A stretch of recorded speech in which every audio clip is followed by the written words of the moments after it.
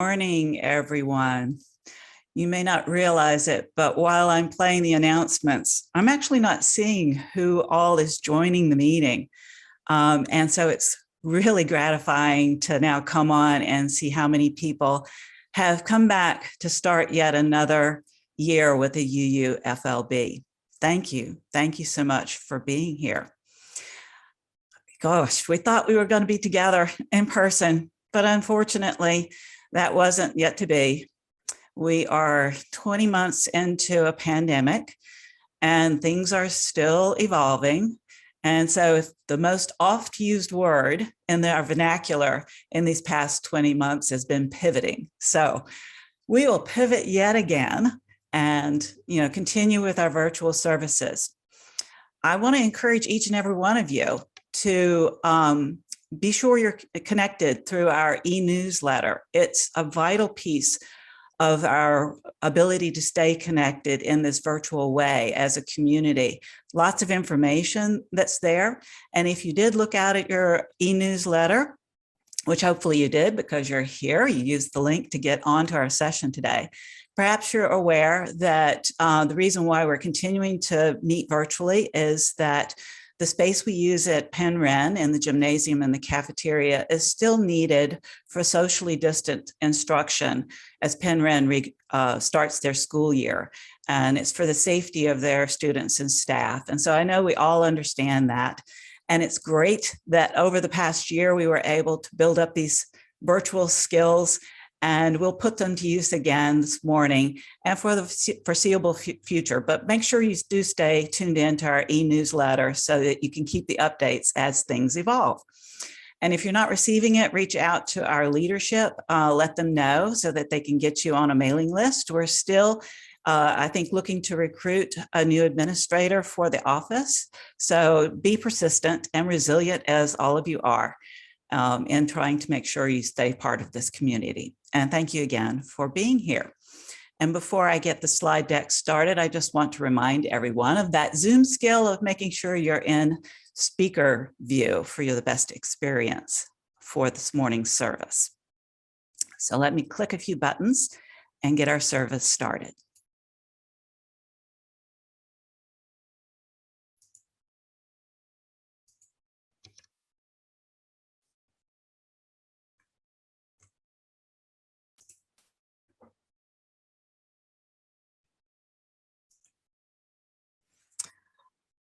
Welcome to this congregation, where for over half a century, we have been seeking to foster community, to grow our spirits, to serve others, and to work for justice. We are glad that you've joined us this morning in this, our sacred cyberspace, and hope that you're here. While you're here, you'll experience love, acceptance, and inspiration, now and as always. After our service, we want to encourage you to stick around for our fellowship and conversation during our virtual coffee hour. We begin our church year with a new overarching theme and a monthly theme for the month of September. This year's overarching theme is repairing the world. And wow, doesn't it need it? And our September topic is reason. Whether racism, poverty, climate change, or injustice, the world needs our help and compassion. In academic fields like science, philosophy, law, and so many other fields found in the real world, reason has been and is a powerful tool in the search for truth and the accumulation of wisdom. Yet, given fake news, alternative facts, falsehoods, conspiracy theories, and deception, reason is under assault from many places. We are fortunate to yet again have Mark Bernstein join us today to deliver a message. Mark has been a faithful member of the UU Church of Delaware County for nearly 28 years. He is a former staff member of the Central East region of the UUA and currently works as adjunct staff for the region, providing training and consultative services to congregations. And especially true. We consider him as much a part of our congregation as he sees UUFLB as his second spiritual home. The topic of his sermon today is entitled Two Wings of the Human Spirit. Many UUs among us would have us believe that reason and faith are mutually exclusive, that they don't interact with one another. But others will argue that they are compatible, even nurturing of one another. So where does faith begin and reason end, or vice versa? As we begin a new year together, let's consider how we marry these two ways of looking at the world in order to forge greater relationships and lessen conflict in our congregations and the world. Now, let us enter worship together.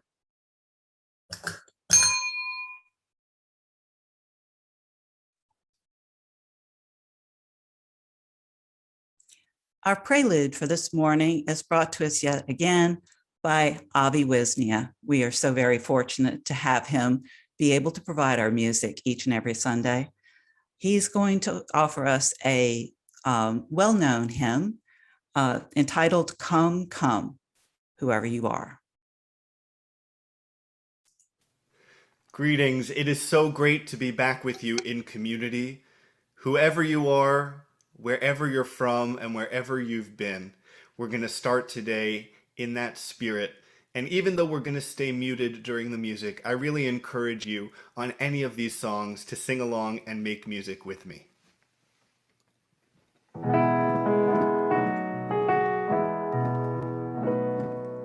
Come, come, whoever you are, wanderer, worshipper, lover of leaving, ours is no caravan of despair. Come, yet again come. Come, come, whoever you are, wanderer, worshipper, lover of leaving, ours is no caravan of despair. Come, yet again come. Come, come, whoever you are, wanderer, worshipper, lover of leaving, ours is no caravan of despair. Come, yet again come. Come, come, whoever you are, wanderer, worshipper, lover of leaving, ours is no caravan of despair. Come, yet again come, yet again come.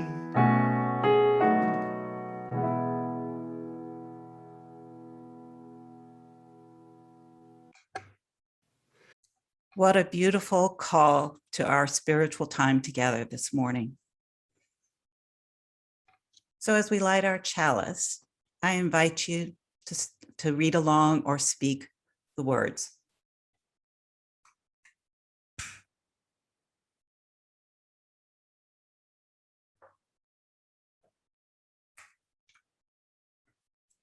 As we light this chalice, may we all who gather here be filled with joy and hope, and filled with compassion and love.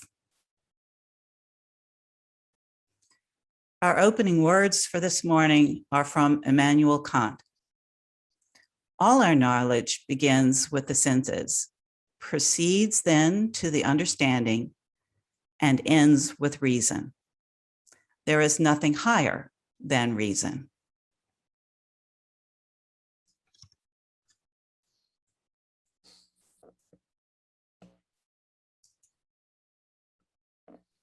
So with that as our introduction, I would like to invite Mark Bernstein to join us for our message for all ages and a reading. Mark? Thank you, Karen. Good morning, everyone. It's so nice to be back with you. And this is An extraordinary weekend, isn't it? It's the unofficial start of our UU year. It's the official start of the Jewish New Year. And yesterday, the solemn remembrance of the 20th anniversary of those tragic events that altered our lives forever. This is a weekend to reflect. We have a twofer for you this morning. It is both a message for all ages and the opening reading. And it is a parable by David Horner. Faith and reason were brothers. More than that, they were best friends, and they did everything together. They wandered through fields and forests, embarked on great adventures, explored, learned, discovered, created together, always together. Reason and faith were inseparable. Now, that's not to say they were identical. Each had his own unique personality. Faith was the adventurous one, always looking to the horizon, peering into the distance. Faith had an ability to imagine the possibilities of where the two brothers might venture and what they could do. And when faith went for it, he went for it all the way. He was fully in. Faith trusted people. He trusted ideas. He followed visions and dreams and possibilities. Reason was the conservative one. He focused on what is, not on what could be or might be.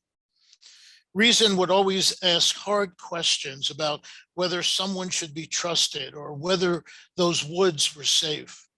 He tested the bridges faith wanted to cross to see whether they could hold them up. Reason weighed the costs and benefits of faith's adventures. He peppered his brother with questions. What do you mean by that? How do you know that? What's your argument? How does this work? Faith risked and trusted and committed. Reason tested and evaluated and questioned. Together, they were a great team. They needed each other. Without reason asking his hard questions, faith might venture into the darkness and be lost. And without faith's vision and prompting and energy, reason would be stuck in himself and his own narrow projects. Reason without faith was blind and immobile. Faith without reason was untethered and vulnerable. And so faith and reason lived and worked together happily. But one day, a new friend moved into the neighborhood. His name was Enlightenment. Enlightenment was drawn to reason, but faith left him cold. Indeed, Enlightenment was threatened by reason's friendship with faith and determined to unravel it. You don't need faith, he told reason. Faith is dangerous. He's bad company, a loose cannon. Why do you let him lead you where he wants you to go? You need to assert your independence and call your own shots. Reason listened to Enlightenment, and slowly he began to pull away from faith. As this began to happen, faith was grieved, but then he came to see the opportunity it afforded. I should declare my independence too. I can finally truly be myself without reason constantly slowing me down, holding me back with his irritating questions. And so it happened that a wedge was driven between faith and reason, which grew until it became a deep divide. Faith and reason's loving friendship and partnership fell apart, and thus it remains to this day. The moral, kids, don't let anyone come in the way of a friendship that you know is good and right. So ends the reading. Message for all ages. Thank you, Mark. I always enjoy the readings and message for all ages. It really brings into context what we're trying to focus on this morning, and especially that concept that reason and faith do work hand in hand with one another. And so I will get back to our service slides and introduce our musical interlude. And Avi has picked what I think is a highly appropriate song for us to enjoy.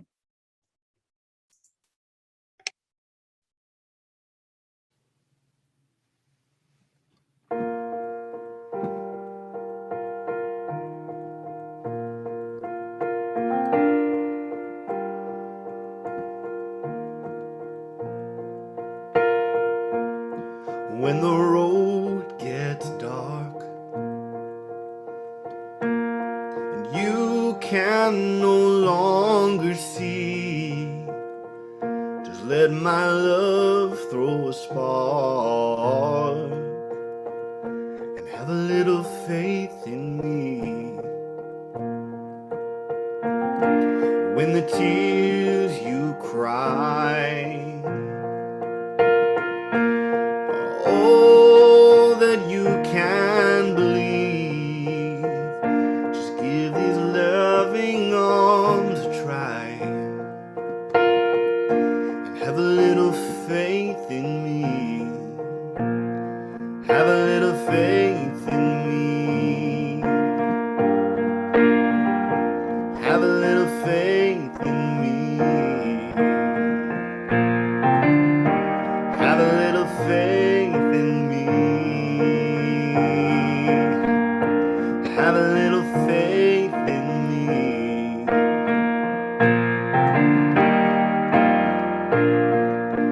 When your secret heart cannot speak so easily, come here and from a whisper start and have a little faith in me. And when your back's against the wall, just turn around and you will see I will catch you, I will catch you, I will catch your fall. Have a little faith in me. Have a little faith in me. Have a little faith in me. Have a little faith in me. Have a little faith in me. Have a little faith in me. Have a little faith in me. Have a little faith in me. Have a little faith in me.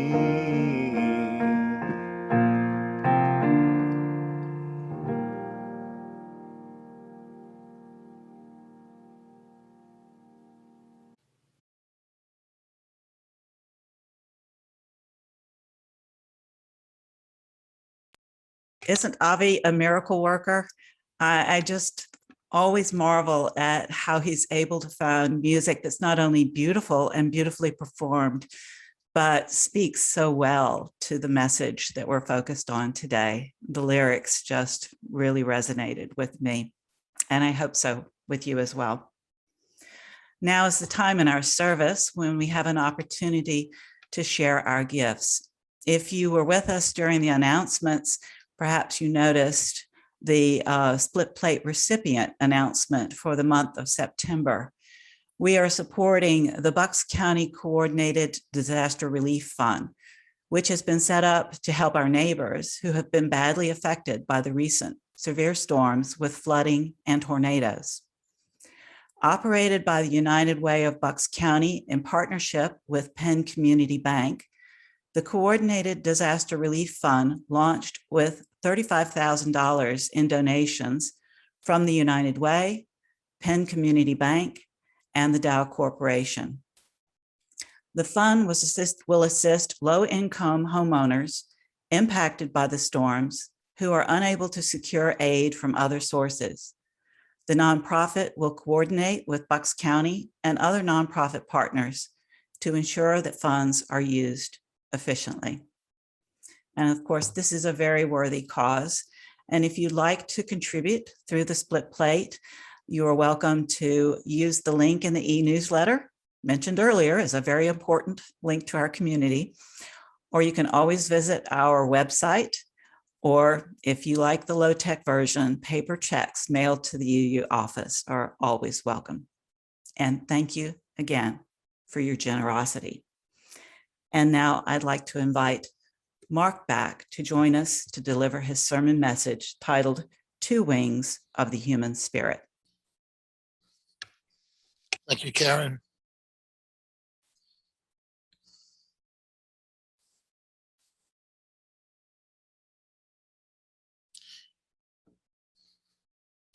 In the opening reading, Message for All Ages, I shared the story of faith and reason, two brothers who were once inseparable, but grew apart through the doings of a third, enlightenment, who believed that science and logic were more valuable than spirituality and religion.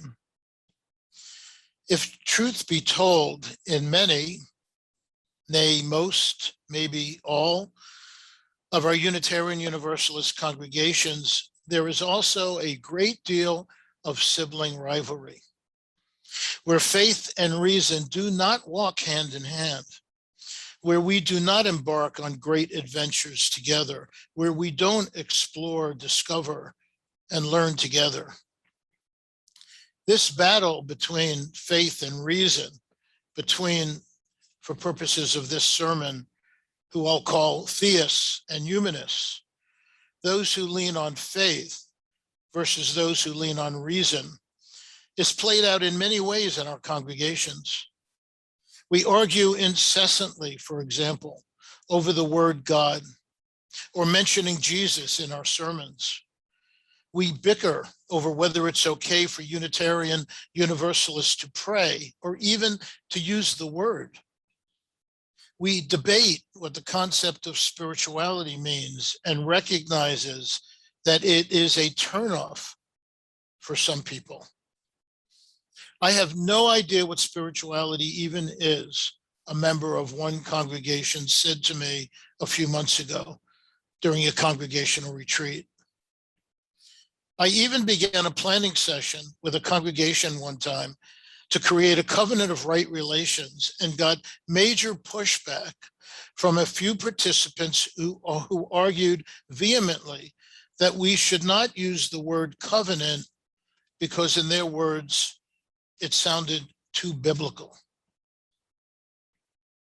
In her 2016 General Assembly sermon, the Reverend Nancy MacDonald Ladd referred to these as, quote, fake fights,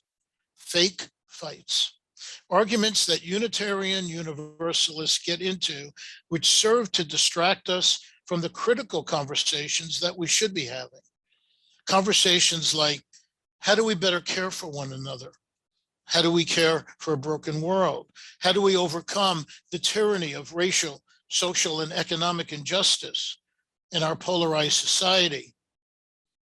As Reverend Nancy says in her sermon, we are still fighting about who's a humanist and who's a theist, as those two terms are mutually exclusive in the first place. It's fake to try to win some imaginary war about whose definition about God is right. My hope in delivering this message this morning is that we begin to understand that faith and reason, as Reverend Nancy suggests, are not mutually exclusive, and that we UUs have more in common on this issue than we might think.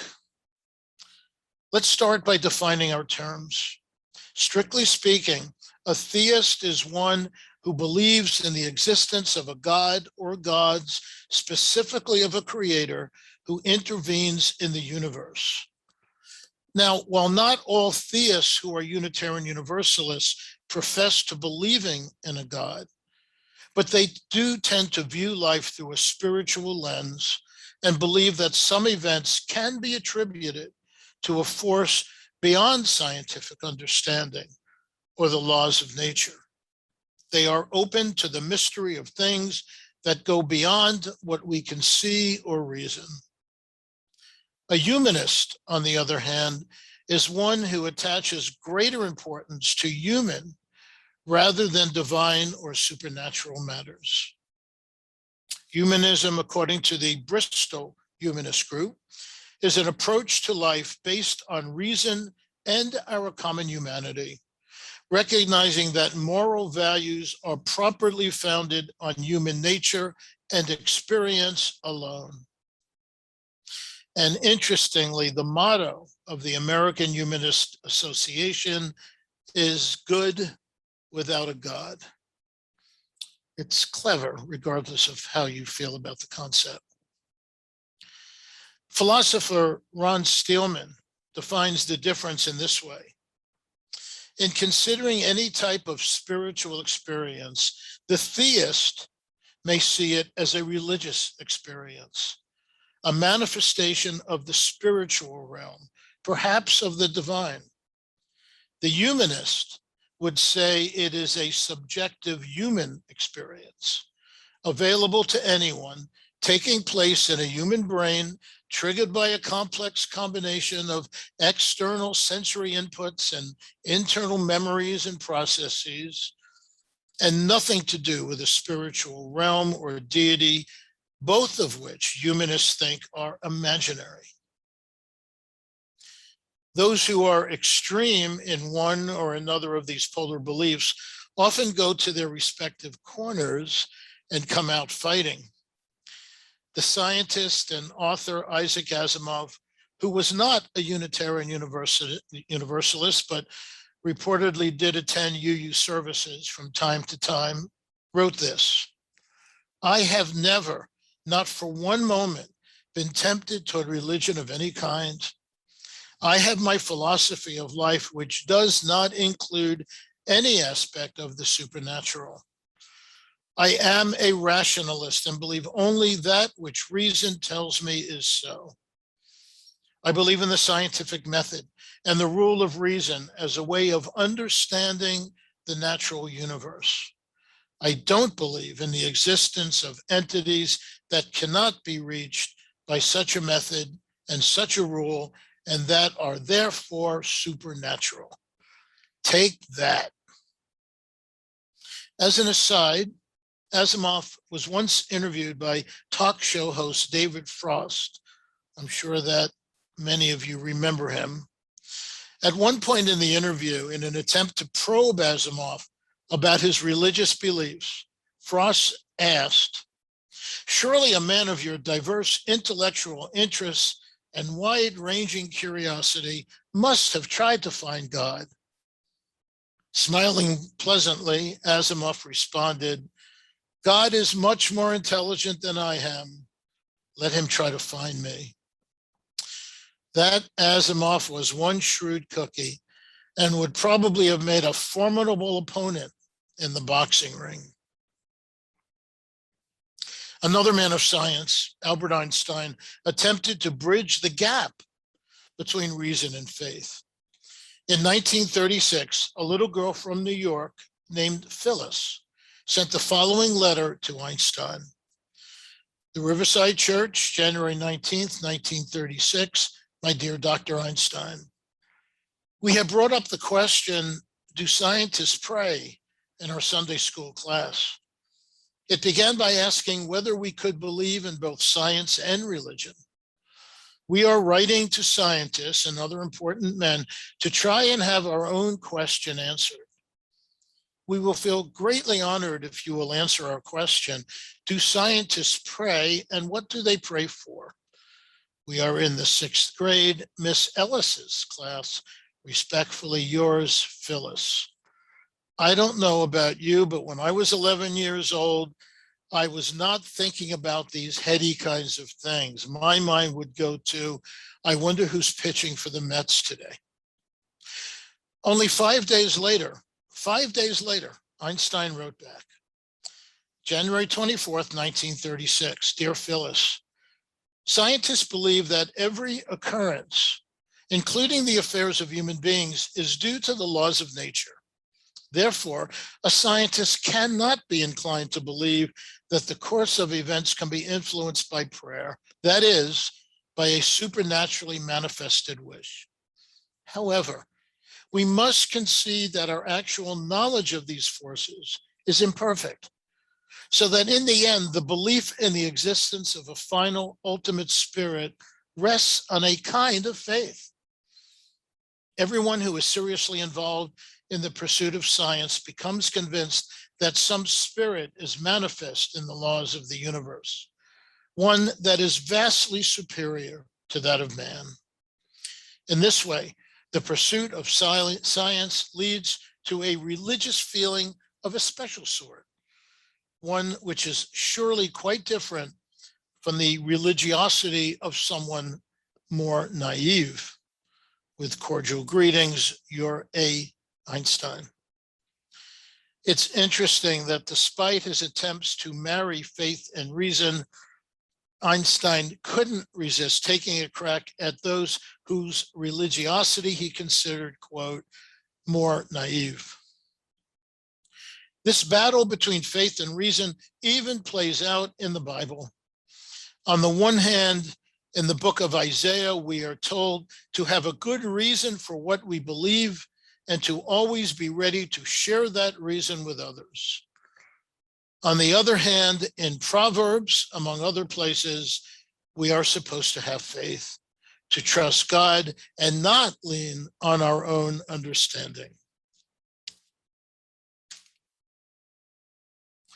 So, fellow brothers and sisters, are we as Unitarian Universalists doomed for all eternity to struggle in our attempt to coexist in these seemingly polar opposite worlds? Must the brothers' faith and reason remain separate forever, never to explore or learn together ever again? Nah. If that was my message this morning, this sermon would be over and you would be able to get on with the rest of your day. Go birds. The philosopher Richard Jacob Bernstein, no relation, for one, sees no incompatibility between faith and reason, but rather an ultimate harmony. Faith is not opposed to reason, he writes. Rather, it requires the full development of reason. And reason itself requires faith in order to strengthen, guide, and supplement its inherent limitations. Faith and reason, he suggests, go together like a horse and carriage. Faith, my friends, is the act of believing in something unseen for which we do have a good reason. Faith is the act of believing in something unseen for which we do have a good reason. This is the essence of what Pope John Paul II meant when he wrote, faith and reason are like two wings on which the human spirit rises to the contemplation of truth. We cannot know the truth about ourselves and the world unless we have faith and utilize reason. Here's a timely example. The evidence is clear that the various vaccines developed to combat COVID-19 are effective. We see this through the reduction in infectious cases, hospitalizations, and deaths. But when I was vaccinated several months ago, I was not able to see the serum enter my body and begin its work. I had to have faith that the shot would be administered competently and that the vaccine would protect me against the virus. Without faith in the science, all the reason in the world would not have gotten me to the table. The author Robert Harris puts it this way: faith is the foundation for all knowledge and must come first. We must have faith in the source of knowledge, faith in the book, the instructor, the writer, the speaker, Faith depends on trust, and you must trust the authority and veracity of the statements that claim to be knowledge, or you cannot ever gain knowledge. And writer Greg Kauke tells us that reason assesses, faith trusts. Reason assesses whether or not something or someone is trustworthy. And then faith believes that certain things are true in light of those reasons. Reason assesses, faith trusts. It is why some people choose not to get the COVID-19 vaccine. They come to the same conclusion that there is evidence of its efficacy, but they do not trust the evidence. They do not trust the scientists or the CDC or the President of the United States urging them to get the vaccination. It is not reason that takes away their faith. It is their subjective emotions or imagination. It is their lack of trust. Consider the girl learning to swim. She knows perfectly well that a human body will not necessarily sink in water because she has seen dozens of people float and swim.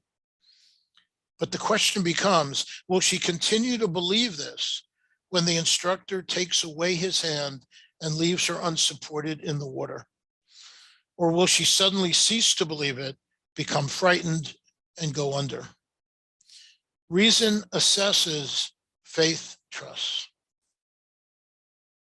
Look, wherever you fall on this faith-reason continuum, the important point is that in Unitarian Universalist law, there is more that we have in common than what separates us.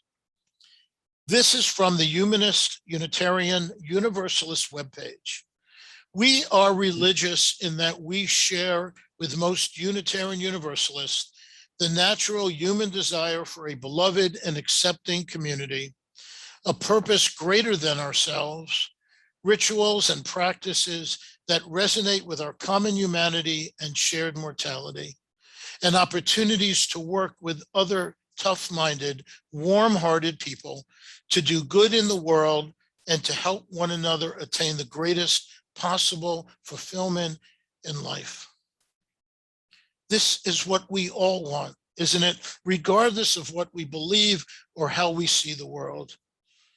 If we can, in our congregations, use reason to assess what we need and then have faith and trust in each other in carrying it out, we will move closer to the ideal of a beloved community. And brother, do we need that now? So may it be. Thank you for listening. Thank you, Mark.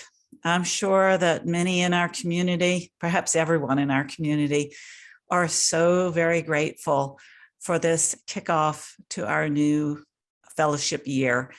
This idea of the marriage of faith and reason, finding the yin and the yang inside ourselves and in the world, and then working to balance that.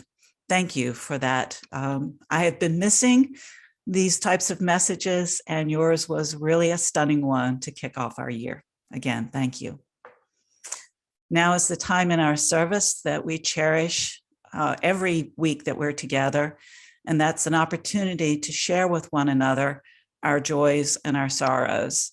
I'm going to ask Gil Christenberry, who's working behind the scenes. Both Gil and Sherry have been staunch supporters in helping us organize our speakers and put together the presentations for each week. So we want to make sure we express our gratitude to them. But Gil will help to identify anyone who wishes to share a joy or a sorrow. I'll help you to unmute, and we'll try to give everybody an opportunity to reconnect through this and let us know how you're doing. Is there anyone who would like to share?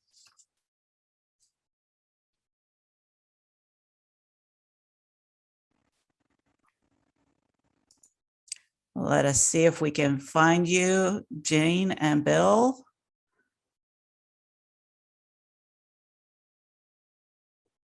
get there. Take me just a moment. Gil, if you find them before me, just sing out.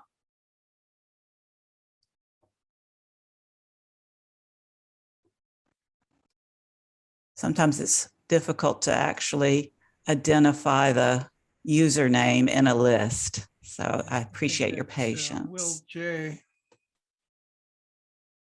Ah, there we go.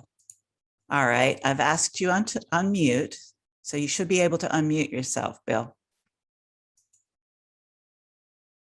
Okay, go ahead. Two things. A woman came to our door yesterday or the day before, I guess, and she was an older woman like me, and she had papers, and I thought, she's going to sell something. No, what she came for was to give us papers that we could write in our vote. And I thought that was so wonderful that somebody should do that. Another thing is last night on TV, and I must admit that I was very despondent in a way about 9/11. But on TV, there was the Requiem conducted by the conductor of the Philadelphia Orchestra, Nezet something. I have a hard time pronouncing. Yannick. And he did the Requiem. When I was a Catholic, I sang in the choir and we sang the Requiem. And the words were underneath the music. And there's part of it that says, Lamb of God, help me in this time of difficulty. And I thought of my Catholicism that I had to leave because I believe in Unitarianism, but still the beauty of that Requiem, Verdi's Requiem, was so wonderful. Thank you, Jane.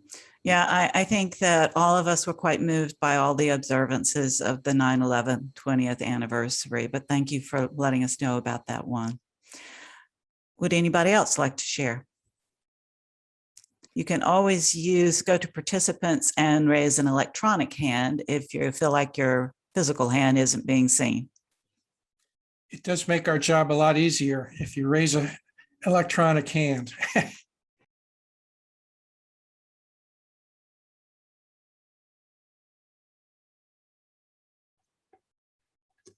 Gloria, am I seeing you wanting to share? Wait a second, Gloria. Let us see if we can get you unmuted.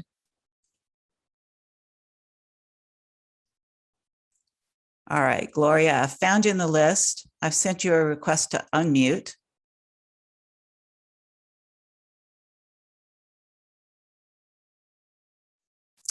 Let me try that again. Ask to unmute. Still can't unmute. I'm sorry, Gloria. Hopefully we can get you in the coffee hour then, and you can share at that point. Anyone else?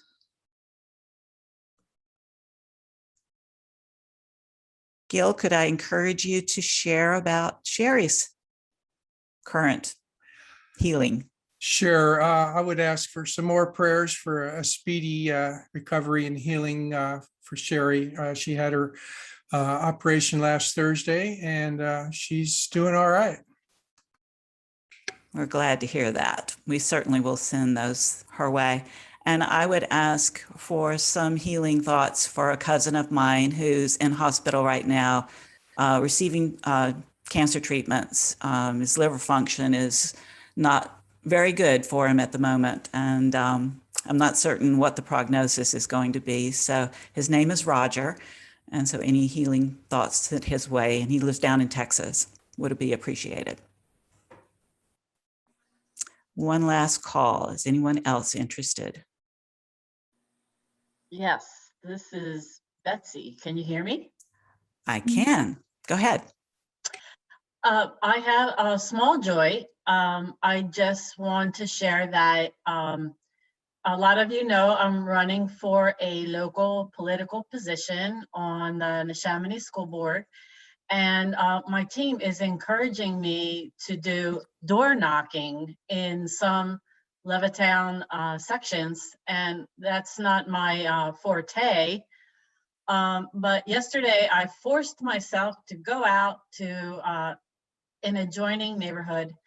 And my joy is that I'm running into people in my community that are really interesting to talk with and interested in what's going on. And yesterday I enjoyed meeting several wonderful people at different homes, and just they're aware of what's going on in the big picture and locally, and they asked a lot of great questions and they were supportive of me.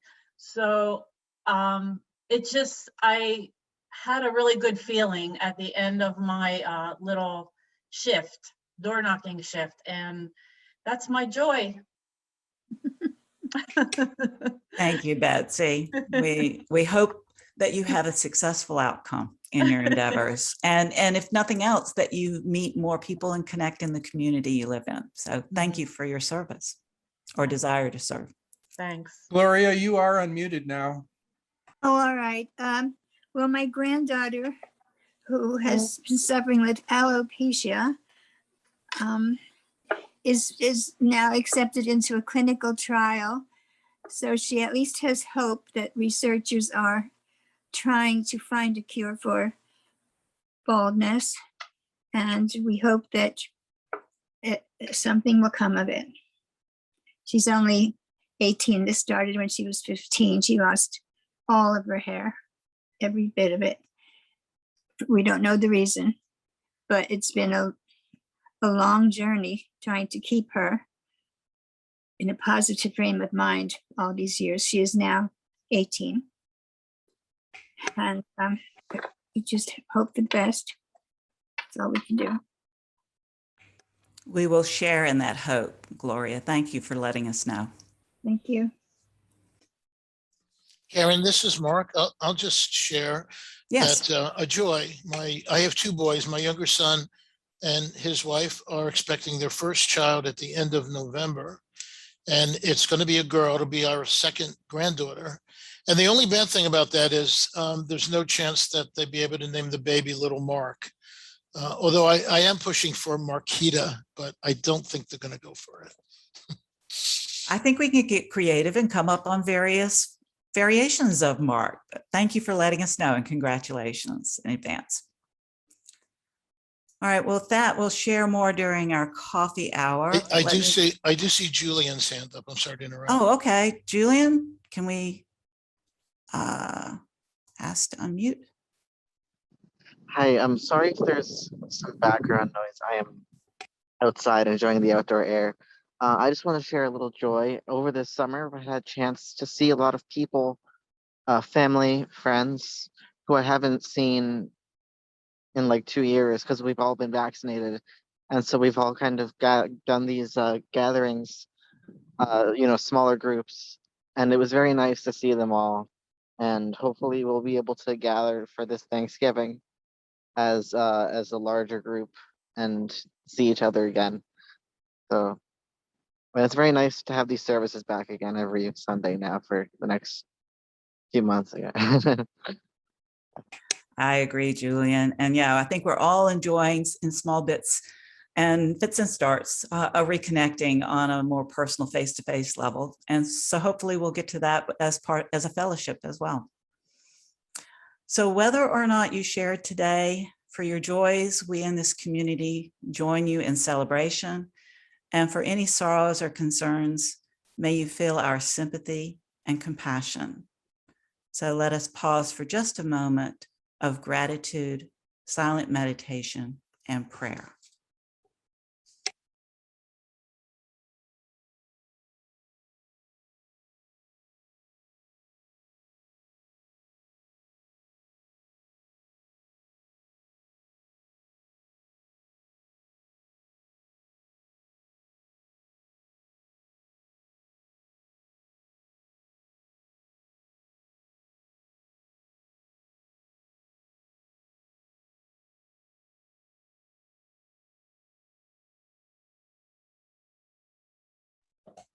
You're muted. Thank you, Gil. I knew I'd do it at least once during the service. I'd like to introduce Avi with our closing song, All the Rivers Run by Alex Bevan. This song is about how all things are connected. And even if you've never heard the song before, you can join in at the end of every line with the words, All the Rivers Run.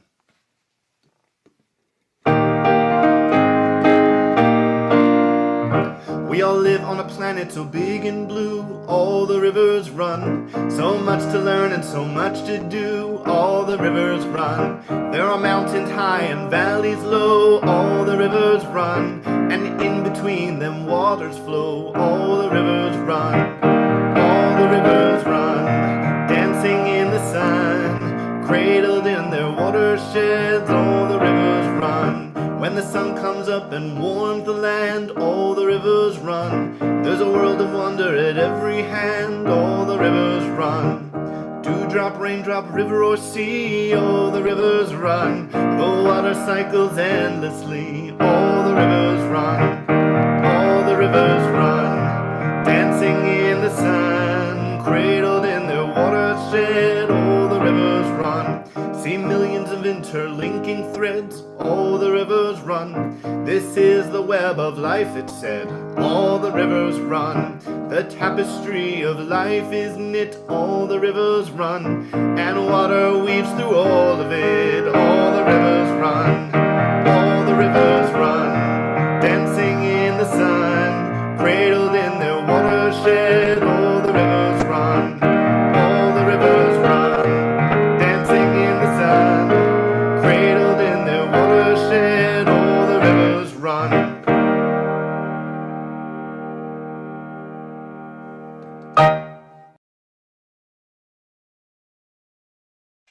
So we now will conclude our service with the extinguishing of the chalice.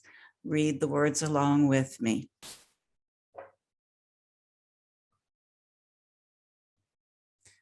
We have basked in the warmth and beauty of this flame and this community. As the chalice flame is extinguished, let us carry its glow within. Let us kindle new sparks within these walls and beyond. That concludes our service. Gil will get us all unmuted and we can continue in fellowship during our virtual coffee hour.